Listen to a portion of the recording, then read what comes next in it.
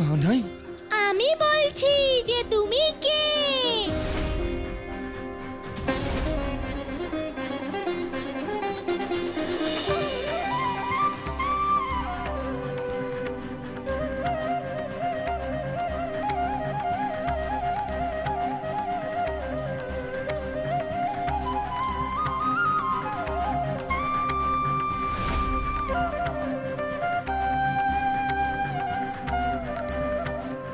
তাতা থই থই কৃষ্ণ কানাই, ওই তুইও এখানে? যেখানে মামা আছে সেখানে ভাগ্নেও আছে। এতে এত আশ্চর্য হচ্ছে কেন মামা? আশ্চর্য হইনি ভাগ্নে, আনন্দ পেয়েছি। আনন্দ পেয়েছি যে এত বড় বড় কিন্তু ভীতু মানুষদের মধ্যে এমন কেউ একজন তো আছে যে আমার সামনে দাঁড়িয়ে সত্য বলার সাহস দেখাচ্ছে। বল ভাগ্নে, বল, সত্যিটা বল, সাহস দেখা, বল কে আমি? মহারাজ, মৃত্যুদাতা, ভাগ্য বিধাতা, মনোহারী, ভয়ঙ্কর, বল বল বল কে আমি? সত্যি বলি মামা? সত্যিটাই শুনতে চাই ভাগ্নে, মিথ্যে শুনে শুনে ক্লান্ত হয়ে গেছি।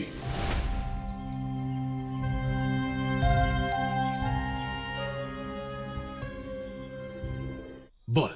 মামা তুমি মহারাজ, মৃত্যুদাতা, ভয়ঙ্কর ভয়ঙ্কর মামা, ভয়ঙ্কর, ভাগ্য বিধাতা, ভগবান, বল বল। মনোহারী, সব মামা, সব। আর লোকে যেই যেই নামে তোমাকে ডাকে সেই সব। সেই সব তো তুমি একদমই নাও মামা।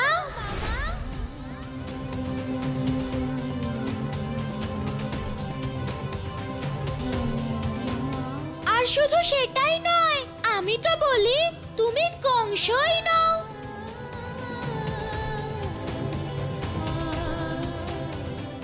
অর্থাৎ? অর্থাৎ তুমি কিছুই নও। কিছুই নয়?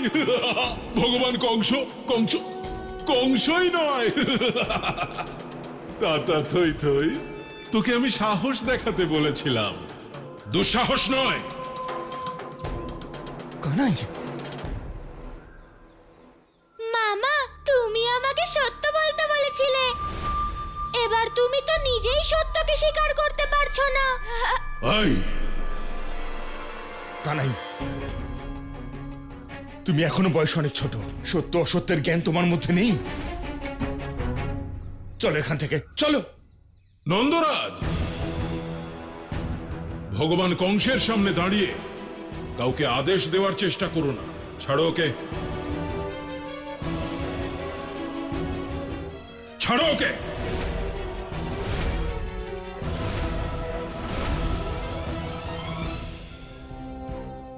আজ প্রথমবার সংসারে কেউ ভগবান কংসের নামে কিছু বলেছে। ওর কথার সত্যতা তো আমাকে জানতেই হবে। তাহলে বাকপটু তাতা থই থই, তুই বলতে চাইছিস যে আমি কিচ্ছু নই, কংসই নই?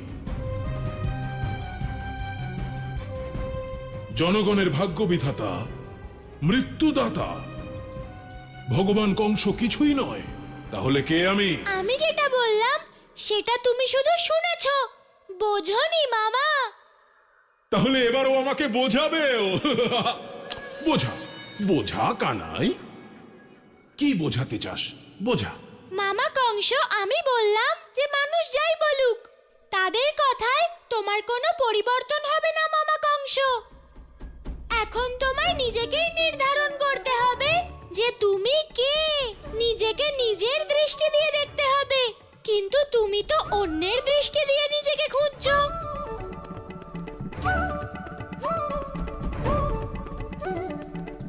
তুমি নিজের পরিচয় নিজেই ঠিক করে নাও না কংস মামা।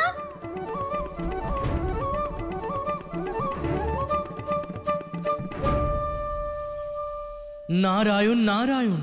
প্রভু, নন্দলাল কোন নতুন দৃষ্টির কথা বলছে প্রভু? দেবর্ষি, কংসের মতোই সমস্ত মানুষেরও একই সমস্যা যে তারা তাদের পরিচয়কে অন্যের দৃষ্টির মধ্যে খুঁজে বেড়ায়। তারা নিজেকে তেমনই দেখতে চায় যেমনভাবে অন্যেরা দেখতে চায়। আর শুধু এটাই নয়, নিজের রূপ, নিজের কথা, নিজের গুণ আর নিজের যোগ্যতাকেও অন্যের ইচ্ছে অনুযায়ী নির্ধারিত করে। আর এটাই মানুষের দুঃখের সবচেয়ে বড় কারণ দেবর্ষি। মামা, যেদিন তুমি তোমার দৃষ্টিতে নিজেকে খুঁজে পাবে সেই দিন তোমাকে অন্য কাউকে জিজ্ঞেস করার প্রয়োজন হবে না তুমি কে, তোমার পরিচয় কি। কিছু বুঝলে কংস মামা? এইটুকু তোর বয়স আর আমাকে জ্ঞান দিচ্ছিস ভগবান কংসকে? আমি জানতাম তুমি বুঝবে না কংস মামা, তাই সেটা ছেড়ে দাও। তুমি এত দূর থেকে আমাদের কুলদেবীর দর্শন করতে এসেছো। এসো, আমাদের কুলদেবীর দর্শন করো। এসো এসো এসো।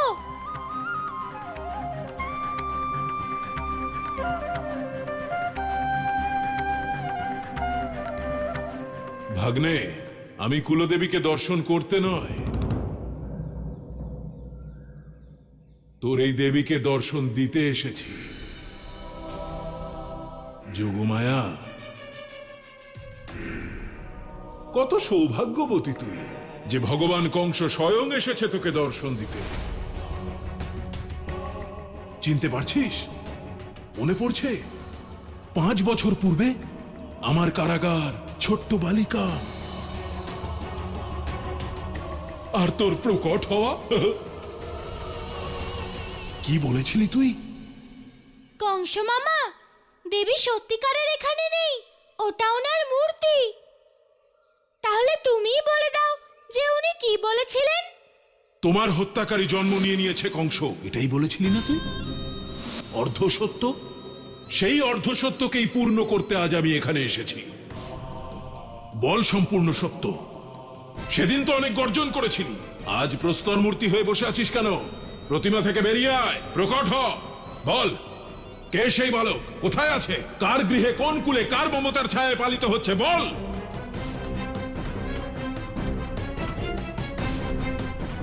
প্রকট হ, অন্যথা। মামা কংস, ক্ষমা করে দিও। আমি বললে তুমি বলবে আমি নাকি বেশি কথা বলি, কিন্তু দেবী এইভাবে প্রকট হন না। যদি তুমি চাও যে দেবী প্রকট হোক, তাহলে তোমায় ওনাকে ভক্তি আর শ্রদ্ধা দিয়ে প্রসন্ন করতে হবে। তুই এত বড় বড় সত্যি কি করে বলিস তাতা থই থই? সত্য বলেছিস তুই। এই দেবী প্রকট হবে না, কারণ ওর নিজের ভক্তদের নিয়ে কোনো চিন্তাই নেই। ও কুলদেবী নয়, ও তোমাদের সবার কুল বিনাশকারিণী।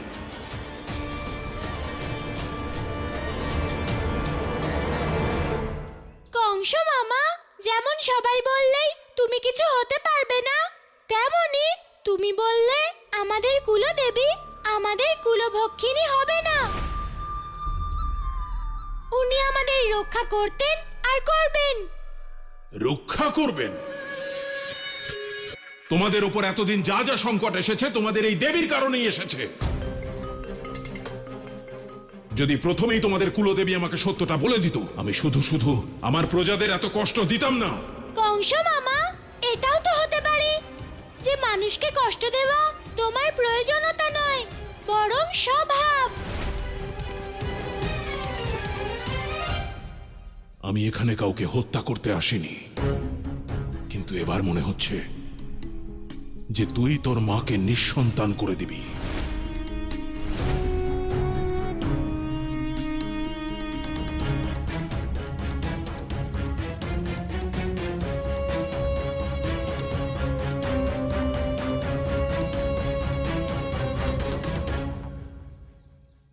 চিন্তা করবেন না নন্দরানী, প্রার্থনা করুন আপনার যোগমায়ার কাছে যাতে ও প্রকট হয় আর আমাকে সত্যটা বলে। ও যোগমায়া, দেখ তোর ভক্তদের ভয়ার্ত মুখগুলো দেখ। দেখ ওদের অবস্থা। যোগমায়া, প্রকট হ আর বল আমাকে ওই বালকের সত্য। দেখলে দেখলে তোমরা সবাই, তোমাদের এই কুলদেবীর তোমাদের নিয়ে কোনো চিন্তাই নেই। চিন্তা কিসের মহারাজ? আমাদের উপর কি কোনো সংকট এসেছে?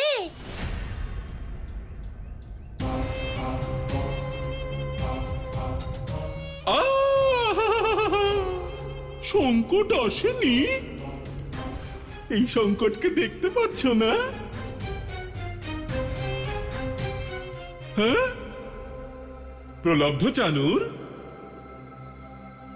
ভগবান কংসের সম্মুখে দাঁড়িয়েও ওরা সংকট দেখতে পাচ্ছে না। তাহলে তো ওদের কুলদেবীও নিশ্চয়ই ভাবছে যে তার ভক্তরা কোনো সংকটেই পড়েনি। শেষবারের মতো জানতে চাইছি যোগমায়া, বলে দে ওই বালকের সত্য, অন্যথা আজ তোর কোনো ভক্ত জীবিত থাকবে না। চানুর, ছেড়ে দাও, ছেড়ে দাও। চল। যোগমায়া, মনে হয় তুই তোর ভক্তের বলি চাইছিস।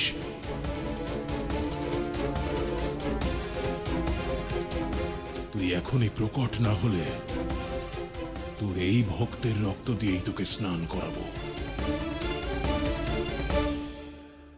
কংস, দুর্বলদের ওপর শক্তি প্রয়োগ করছো? দাদা শান্ত হও, দাদা শান্ত হও। আমাকে ছেড়ে দে কানাই, ছেড়ে দে। দাদা, আমরা ক্ষমতা দিয়ে সবার জীবন বাঁচাতে পারবো না। দাদা, এটা বুদ্ধির বিষয়, তাই আমাদের বুদ্ধিকে কাজে লাগাতে হবে।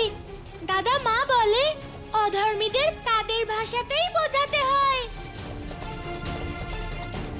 কংস, এবার তোমাকে বোঝানোর জন্য তোমার মতোই কথা বলতে হবে।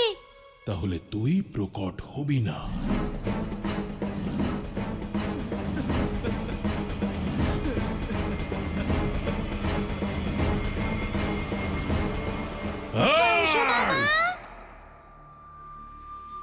কংস মামা ঠিকই বলেছে, আপনি আমাদের সবথেকে বড় শত্রু। আপনার সম্মুখে আপনার ভক্তকে বলি দিচ্ছে আর আপনি চুপ করে আছেন। মামা কংস কত ভালোবেসে আপনাকে ডাকছে,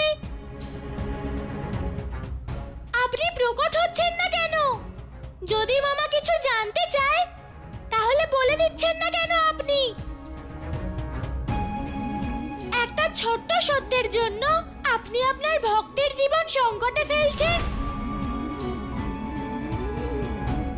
কানাইর হলোটা কি? নারায়ণ নারায়ণ। প্রভু, নন্দলালে কেমন অনর্থ করছে? যোগমায়াকে আহ্বান জানিয়ে ও নিজের জীবনকেই সংকটের মধ্যে ফেলছে প্রভু। হ্যাঁ প্রভু, যোগমায়া কানাইয়ের বোন। যদি কানাইয়ের জন্য যোগমায়ের জীবনে কোনো রকম সংকট আসে, তবে ভাইদের ওপর বোনেদের বিশ্বাস সর্বদার মতো ভেঙে যাবে প্রভু।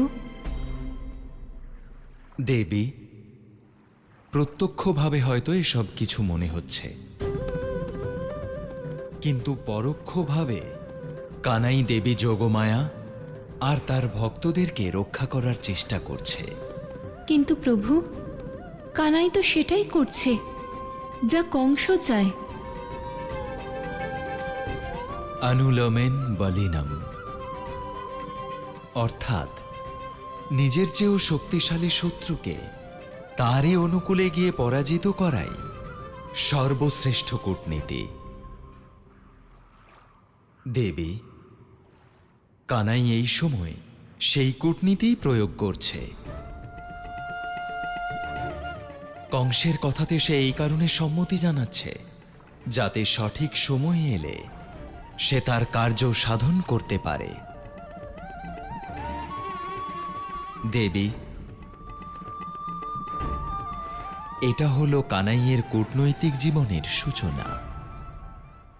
দেবী যোগমায়া, আমি আপনার সব ভক্তদের হয়ে অনুরোধ করছি যে মামা কংসের কথা স্বীকার করে নিন, আপনি প্রকট হন। মামা যেটাই বলছে আমাদের ভালোর জন্যই বলছে।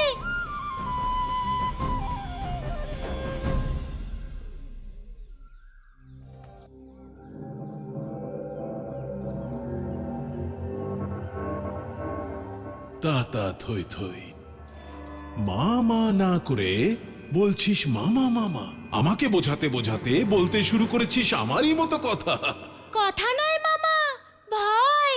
আমি তো তোমাকে ভয় পেতে শুরু করেছি। আমি ভেবেছিলাম কথায় কথায় কথাটা সমাপ্ত হয়ে যাবে, কিন্তু তুমি তো বৃন্দাবনবাসীদের বলি দিতে চলে এসেছো।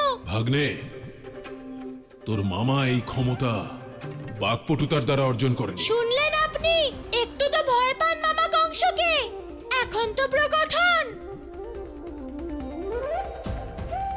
মামা তুমি ঠিকই বলছিলে, দেবী যোগমায়ার আমাদের জন্য কোনো চিন্তাই নেই। কিন্তু একটা কথা বুঝতে পারছি না, তুমি এটা কি করে জানতে পারলে তোমায় হত্যাকারী সেই বালকের ঠিকানা দেবী যোগমায়া জানেন? সত্যিকারের কি দেবী যোগমায়া ওই বালকের বিষয়ে জানেন, নাকি তুমি নিজে নিজেই কল্পনা করে নিয়েছো? কেবল কল্পনার উপর ভিত্তি করে আমি এখানে আসিনি। স্বয়ং ভগবান পরশুরাম বলেছেন আমাকে এই সত্য। সেই বালকের কাছে পৌঁছনোর একটাই পথ আছে কংস, যোগমায়া। মামা ভগবান পরশুরাম বললেন আর তুমি মেনে নিলে? ভগবান পরশুরাম অসত্য বলেন না। কেবল নিজের ভক্তর কাছে মামা, কিন্তু যার সাথে জন্ম জন্মান্তর ধরে যুদ্ধ চলছে তার কাছে মিথ্যে বললে কি হবে? তুই কি বলতে চাস? মামা তোমার সবচেয়ে বড় শত্রুকে? ওই সহস্র নাম বিষ্ণু। কংস মামা, যদি তুমি ভগবান বিষ্ণুর সহস্র নাম জেনে থাকো তাহলে নিশ্চয়ই এটাও জানবে যে ওনার প্রথম অবতার কে ছিলেন। বিষ্ণুর প্রথম অবতারের সঙ্গে ভগবান পরশুরামের কি সম্পর্ক? কংস মামা, যদি তুমি নাম না নিতে চাও তাহলে আমি বলে দিচ্ছি, ওনার প্রথম অবতার ছিলেন মৎস্য অবতার। তোমার পরম শত্রুর দ্বিতীয় অবতার কে ছিলেন? তুই পরীক্ষা নিতে চাস আমার?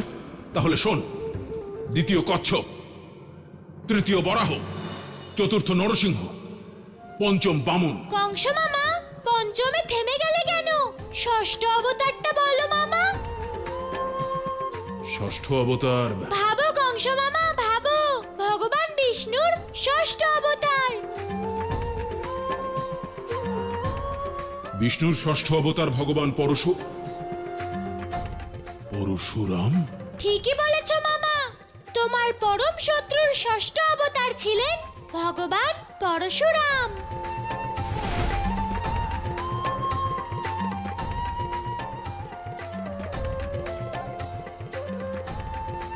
আমি এটা বুঝতে পারছি না যে তুমি তোমার পরম শত্রুর ষষ্ঠ অবতারের কথা কি করে বিশ্বাস করে নিলে।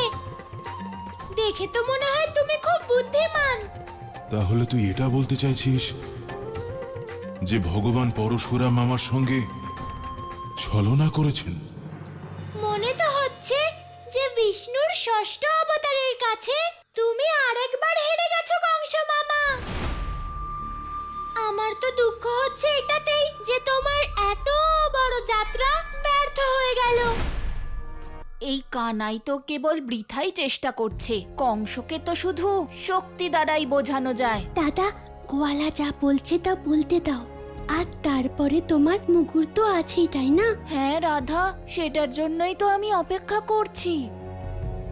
কংস মামা, তুমি এত দূর থেকে এখানে এসেছো, আমি তোমাকে খালি হাতে তো ফিরতে দেব না। অন্ততপক্ষে বৃন্দাবনবাসীদের হাতে ভোজন তো করে যাও। গোপিনী, যাও ভগবান কংসের জন্য ভোজন নিয়ে আসো।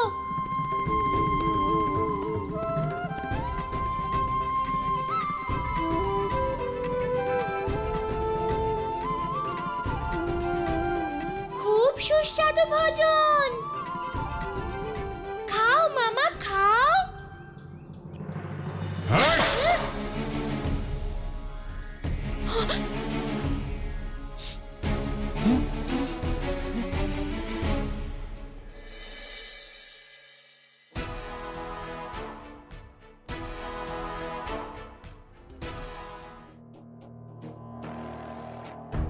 অসহস্র নামধারী বিষ্ণু, যত রকমের নাম আছে তোমার তত রকমেরই ছলনা জানো তুমি।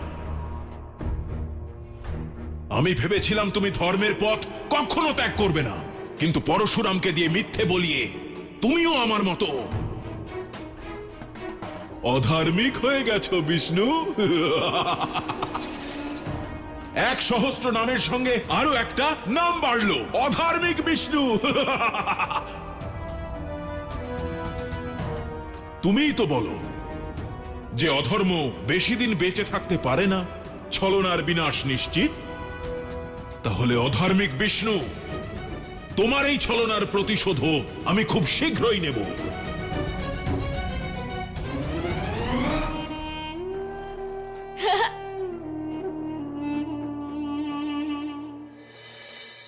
এই এই কংস সত্যিই চলে গেছে নাকি আমি স্বপ্ন দেখছি?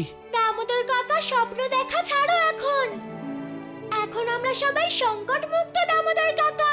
কানাই, এই সবকিছু তোমার কারণেই সম্ভব হয়েছে। कूटनीति प्रभु ऐसी तुम्हारी शत्रु বলো সবাই বলো জয় নন্দলাল বলো, বলো সবাই বলো জয় নন্দলাল বলো, সবাই বলো জয় নন্দলাল বলো, বলো সবাই বলো জয় নন্দলাল বলো, বলো সবাই বলো